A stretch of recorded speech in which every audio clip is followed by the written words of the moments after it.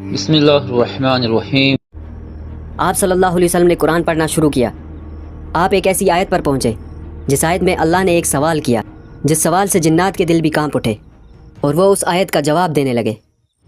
لیکن یہ کوئی عام آیت نہیں تھی، یہ قرآن کی ایک عظیم سورہ الرحمن کی آیت تھی۔ علم القرآن خلق الانسان۔ کیسے یہ سورہ آپ کے ٹوٹے ہوئے حوصلے کو بلند کرتی ہے اور آپ کو ظالم دشمن پر غالب کرتی ہے؟ کیوں اس سورہ کو عروس القرآن یعنی قرآن کی دلہن کہا گیا ہے؟ کیا ہے اس سورہ میں چھپے کائنات کے وہ راز جنہیں جان کر آپ حیران رہ جائیں گے؟ اور سب سے ضروری بات، آج کے ماڈرن زمانے میں دوسروں کی فلٹرڈ لائف کو دیکھ کر اپنے آپ کو ناکام اور کمتر سمجھنے والے انسان کو یہ سورہ کیا سکھاتی ہے، جانیں گے آج کے اس ایمانی سفر میں۔ یہ اسلام کا شروعاتی دور تھا۔ مکہ کے قریش کا گھمنڈ اپنی انتہا پر تھا۔ جب نبی صلی اللہ علیہ وسلم انہیں کہتے کہ صرف الرحمن کی عبادت کرو تو مشرکین مذاق اڑاتے ہوئے کہتے یہ رحمان کون ہے؟ ہم تو اس سے نہیں جانتے۔ قریش کی اس گستاخی کے جواب میں اللہ نے سورہ الرحمن نازل فرمائی، جس میں قریش کے سوالوں کے جواب تھے۔ الرحمن علم القرآن۔ اس سورہ نے مسلمانوں کا حوصلہ بلند کر دیا۔ اب صحابہ نے فیصلہ کیا کہ قریش نے آج تک بلند آواز میں قرآن نہیں سنا، تو کون ہے جو انہیں قرآن سنا کر آئے؟ یہ سنتے ہی حضرت عبداللہ بن مسعود رضی اللہ تعالیٰ عنہ اٹھ کھڑے ہوئے اور کہنے لگے کہ میں سناؤں گا۔ صحابہ یہ دیکھ کر فکر مند ہو گئے، کیونکہ عبداللہ بن مسعود رضی اللہ تعالیٰ عنہ ایک دبلے پتلے صحابی تھے اور ان کا تعلق کسی بڑے قبیلے سے بھی نہیں تھا جو قریش کے حملے سے انہیں بچائے۔ لیکن اگلے دن قریش اپنی محفل سجائے بیٹھے تھے۔ بھائی ابو جہل کے گھر کا کھانا تو بہت لذیذ ہے۔ عبداللہ بن مسعود رضی اللہ تعالیٰ عنہ کعبہ کے پاس پہنچے اور مقام ابراہیم پر جا کر انہوں نے سورہ الرحمن کی تلاوت بلند آواز سے شروع کی۔ مکہ کی گلیوں میں قرآن کی تلاوت کی آواز گونج اٹھی۔ مشرکین کے کانوں میں یہ آواز پڑتے ہی وہ غصے سے آگ بگولا ہو گئے اور وہ عبداللہ بن مسعود رضی اللہ تعالیٰ عنہ پر ٹوٹ پڑے۔ انہیں اتنا مارا کہ چہرہ خون سے لت پت ہو گیا۔ جب وہ واپس صحابہ کے پاس پہنچے تو ان کے چہرے پر سوجن تھی، لیکن ان کی آنکھوں میں ایک عجیب چمک تھی۔ انہوں نے صحابہ سے کہا، اللہ کی قسم آج مشرکین میرے سامنے بہت چھوٹے لگ رہے تھے۔ یہ سورہ الرحمن کی طاقت تھی کہ جسم تو کمزور تھا لیکن ایمان چٹان سے بھی زیادہ مضبوط۔ لیکن سوال یہ ہے کہ حضرت عبداللہ بن مسعود رضی اللہ تعالیٰ عنہ مشرکین کے سامنے کوئی بھی سورہ پڑھ سکتے تھے، لیکن انہوں نے سورہ الرحمن کو ہی کیوں چنا؟ اس کے پیچھے 3 بڑی وجہ ہیں۔ سب سے پہلی وجہ یہ ہے کہ قریش اللہ کے نام الرحمن کا مذاق اڑاتے تھے اور یہ سوال کرتے تھے کہ کون ہے الرحمن، اور ان کے اس سوال کا جواب اس سورہ کی پہلی ہی آیت میں اللہ نے دے دیا۔ دوسری وجہ یہ ہے کہ یہ سورہ ہمیں اللہ کی نعمتوں کا شکر، تکبر سے بچنا اور آخرت کو یاد رکھنا سکھاتی ہے۔ اور تیسری وجہ یہ ہے کہ اس سورہ کا سٹرکچر ایسا ہے کہ سننے والا اس کے الفاظ کا دیوانہ ہو جاتا ہے، چاہے وہ عربی زبان سمجھتا ہو یا نہیں۔ آگے ہم جانیں گے کہ موتیوں کی طرح پروئے ہوئے سورہ الرحمن کے الفاظ کیسے سٹریس، ڈپریشن اور اینزائٹی کے علاج کا ایک بہترین ذریعہ ہے، اور میڈیکل ریسرچز اس کے بارے میں کیا کہتی ہیں۔ لیکن اس سے پہلے جانتے ہیں کہ اس سورہ میں بار بار دہرائے جانے والا وہ سوال کیا ہے جس نے جنات کو بھی جواب دینے پر مجبور کر دیا۔ ایک بار رسول اللہ صلی اللہ علیہ وسلم نے صحابہ کے سامنے سورہ الرحمن کی تلاوت فرمائی۔ جب آپ صلی اللہ علیہ وسلم خاموش ہوئے تو صحابہ بھی خاموش تھے۔ پھر آپ صلی اللہ علیہ وسلم نے فرمایا، میں نے لیلۃ الجنات یعنی جنات کی رات میں یہ سورہ جنات کو سنائی تو وہ تم سے بہتر جواب دینے والے تھے۔ جب بھی میں سورہ الرحمن کی اس آیت پر پہنچتا تو تم اپنے رب کی کون کون سی نعمت کو جھٹلاؤ گے؟ تو جنات اس کے جواب میں کہتے، اے ہمارے رب، ہم تیری کسی نعمت کو نہیں جھٹلاتے اور ساری تعریف تیرے لیے ہے، تاکہ ہمارے اندر اللہ کی نعمتوں کا شکر ادا کرنے کا جذبہ پیدا ہو جائے۔ تو اے گروہ جن و انس، تم اپنے پروردگار کی کون کون سی نعمت کو جھٹلاؤ گے؟ ان 31 آیات کے بارے میں ایک عجیب بات یہ بھی ہے کہ کچھ تحقیقات اس بات کی طرف اشارہ کرتی ہیں کہ انسان کی ریڑھ کی ہڈی سے نکلنے والی نسوں کی تعداد بھی 31 ہے، جو جسم کے مختلف حصوں سے جڑی ہوئی ہے۔ کچھ سکالرز کے مطابق جب سورہ الرحمن کی یہ آیت بار بار پڑھی جاتی ہے تو یہ انسان کو اللہ کی نعمتیں یاد دلاتی ہے، اس لیے یہ سورہ غرور اور تکبر کو توڑ دیتی ہے۔ اسلامی اخلاقیات کی کتابوں میں ایک واقعہ ملتا ہے کہ ایک بادشاہ نے ایک بزرگ سے پوچھا، مجھے بتاؤ کہ قرآن کی وہ کون سی آیت ہے جو انسان کا تکبر ایک پل میں ختم کر دیتی ہے۔ بزرگ نے سورہ الرحمن کی 26ویں آیت پڑھی، جس کا ترجمہ ہے کہ ہر چیز جو اس زمین پر ہے فنا ہو جانے والی ہے۔ بادشاہ نے پوچھا کہ میری یہ سلطنت، میرا تخت، ان کا کیا؟ بزرگ نے جواب دیتے ہوئے ایک حیرت انگیز بات کہی کہ جب تم یہ آیت پڑھتے ہو तो तुम मान लेते हो कि तुम सिर्फ एक मुसाफिर हो, और मुसाफिर कभी रास्ते के पत्थर पर अपना नाम नहीं लिखता।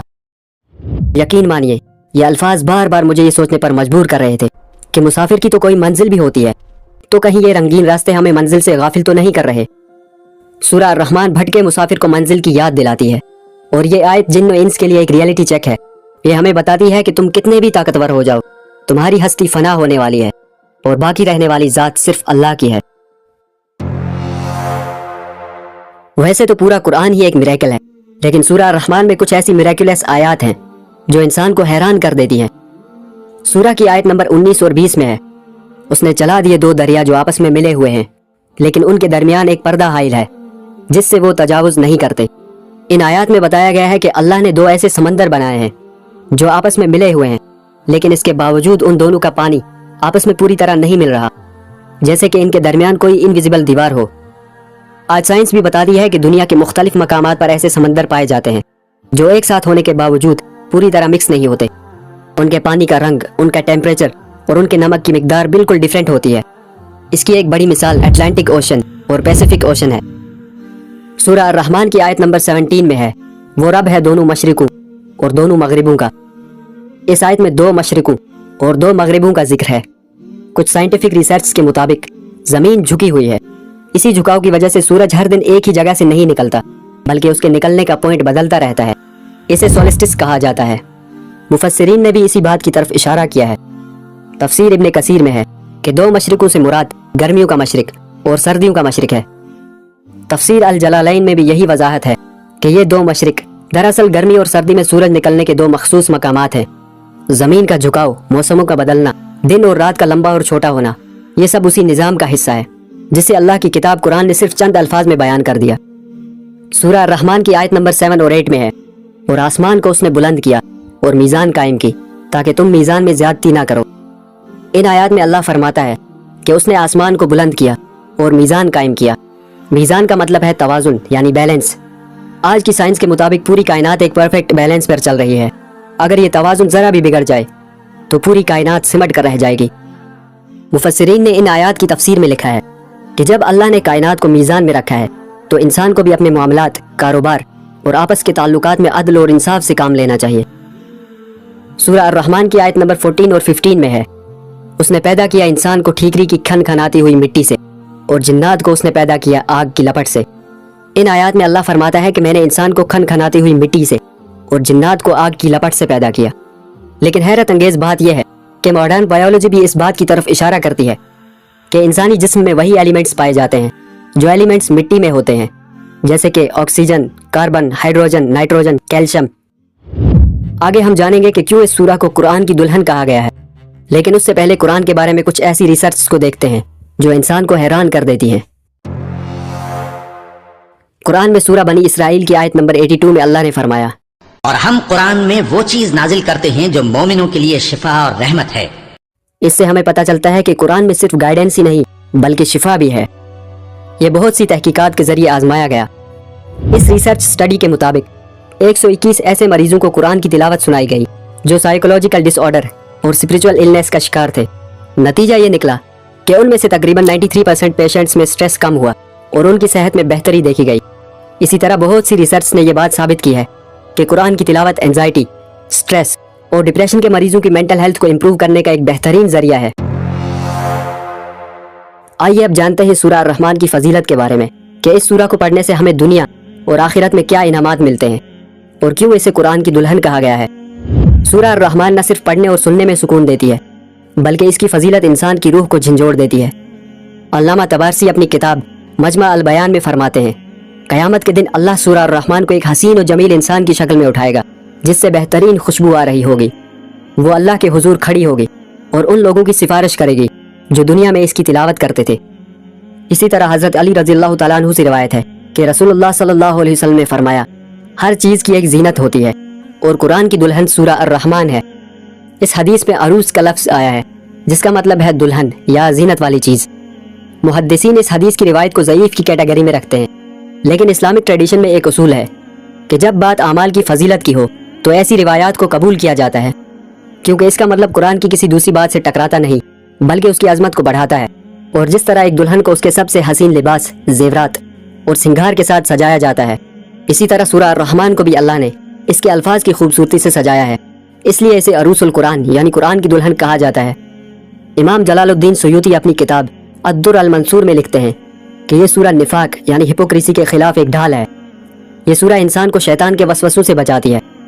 اسکالرز بتاتے ہیں کہ شیطان تب اٹیک کرتا ہے جب انسان ناشکری کرتا ہے، لیکن اس سورہ میں 31 مرتبہ شکر کا سوال ہے، اس لیے یہ پڑھنے والے کے دل میں شکر بھر دیتی ہے اور شیطان کا راستہ بند کر دیتی ہے۔ یہ سورہ اللہ کے سب سے بڑے نام اسم اعظم کے ساتھ ختم ہوتی ہے۔ سورہ کی آخری آیت میں اللہ کا نام ذوالجلال والاکرام آیا ہے، جس کا مطلب ہے عظمت اور عزت والا۔ رسول اللہ صلی اللہ علیہ وسلم نے ایک شخص کو دیکھا جو دعا میں یہ الفاظ کہہ رہا تھا، تو آپ صلی اللہ علیہ وسلم نے فرمایا اس نے اللہ کو اس کے اسم اعظم سے پکارا ہے، جب اس نام سے پکار کر دعا کی جائے تو اللہ قبول فرماتا ہے۔ آپ صلی اللہ علیہ وسلم نے فرمایا اس نام یعنی ذوالجلال والاکرام کو مضبوطی سے پکڑ لو اور اپنی دعاؤں میں اس کا کثرت سے ذکر کرو۔ مفسرین نے سورہ الرحمن کو سمجھنے کے لیے 4 حصوں میں بیان کیا ہے۔ پہلا حصہ جہاں اللہ اپنی قدرت اور نعمتیں یاد دلاتا ہے۔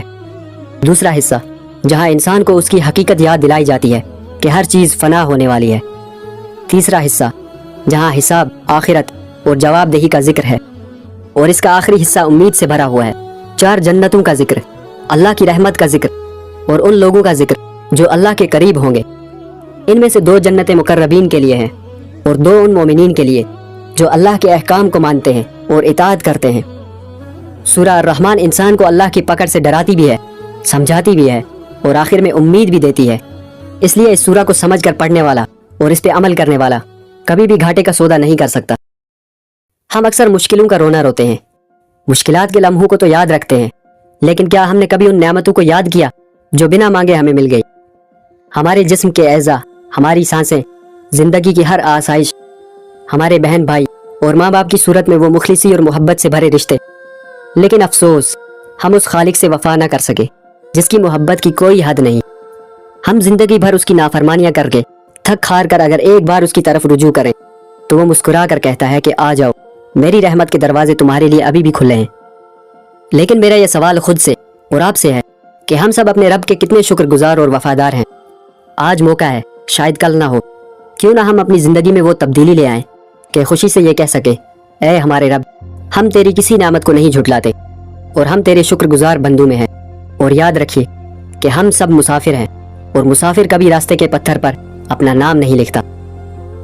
آج جب آپ سونے کے لیے جائیں تو صرف 10 منٹ کے لیے سورہ الرحمن کو پڑھیں یا ہیڈ فون لگا کر اسے سنیں، اور جب بھی یہ آیت آئے کہ تم اپنے رب کی کون کون سی نعمتوں کو جھٹلاؤ گے تو ان نعمتوں کو ضرور یاد کریں جو اللہ نے آپ کو بنا مانگے عطا کی ہیں، لیکن آپ کا دھیان ان کی طرف کبھی نہیں گیا۔ اور میں یقین کے ساتھ کہتا ہوں کہ اگر آپ ایسا کریں گے تو آپ اندر ہی اندر ایک الگ ہی سکون محسوس کریں گے۔ امید ہے اپنا قیمتی وقت اس ویڈیو میں دینے کے بعد آپ نے کچھ نہ کچھ تو ضرور سیکھا ہوگا۔ اس ویڈیو کو ان لوگوں تک ضرور پہنچائیں جنہیں اس وقت اس کی ضرورت ہے، کیا پتہ آپ کے ذریعے کسی بھٹکے مسافر کو منزل کا راستہ مل جائے۔ دوستو، اتنی محنت سے آپ کے لیے اسلامک انفارمیشن پیش کر رہا ہوں، آپ سے ریکویسٹ ہے، اپیل ہے کہ ہمارے چینل کو سبسکرائب ضرور کریں اور اپنے دوستوں میں شیئر بھی کریں۔